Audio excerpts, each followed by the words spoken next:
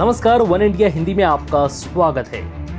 Corona संकट की वजह से बर्बाद हुई अर्थव्यवस्था को फिर से सुधारने और देश में फिर से सामान्य जनजीवन करने के लिए सरकार हर संभव कोशिश में जुटी है। लॉकडाउन बढ़ने के साथ ही छूट का दायरा भी अब लगातार बढ़ता जा रहा है। देश में 1 जून से लॉकडाउन 5 लागू हो रहा है। हालांकि इस लॉकडाउन में काफी छूट दी गई है। लॉकडाउन 5 में भी कई चरण दिए गए हैं, जिससे इंसान ने थोड़ी राहत की सांस ली।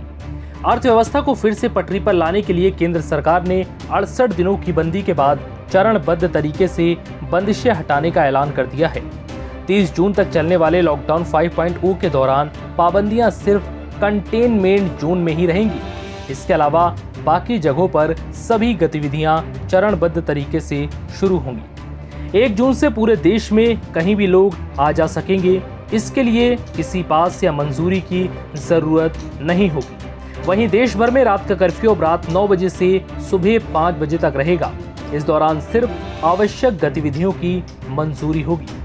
अनलॉक 1 के पहले चरण में केंद्रीय गृह मंत्रालय के दिशा निर्देश के मुताबिक 8 जून से सभी धार्मिक स्थल, होटल, रेस्टोरेंट और शॉपिंग मॉल खुल सकेंगे। वहीं दूसरे चरण में स्कूल, कॉलेज समेत सभी शिक्षण संस्थानों को खोलने की तैयारी है। हालांकि इसकी तारीख राज्यों से पहले चरण के फीडबैक के आधार पर जुलाई में तय होगी। इसके बाद तीसरे चरण में अंतर्राष्ट्रीय उड़ानें, metro rail, swimming pool, gym, सामाजिक सांस्कृतिक, खेल, राजनीतिक गतिविधियां शुरू करने का फैसला होगा।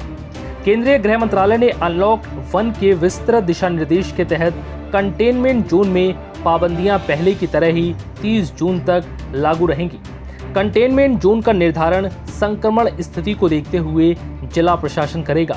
इस जोन में सिर्फ चिकित्सा और आवश्यक वस्तुओं और सेवाओं की ही मंजूरी होगी।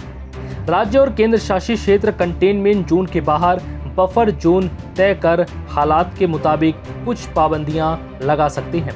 महामारी के दौरान उल्लंघन करने पर सरकार आपदा प्रबंधन अधिनियम 2005 और आईपीसी की धारा 188 के तहत कार्रवाई करेगी। आपदा प्रबंधन अधिनियम के तहत निम्बन परिस्थितियों में कार्रवाई की जाएगी। सोमवार से एक राज्य से दूसरे राज्य में जाने या राज्य के भीतर कहीं भी लोगों और वस्तुओं की आवाजाही पर कोई पाबंदी नहीं होगी। फिलहाल इस वीडियो में इतना ही।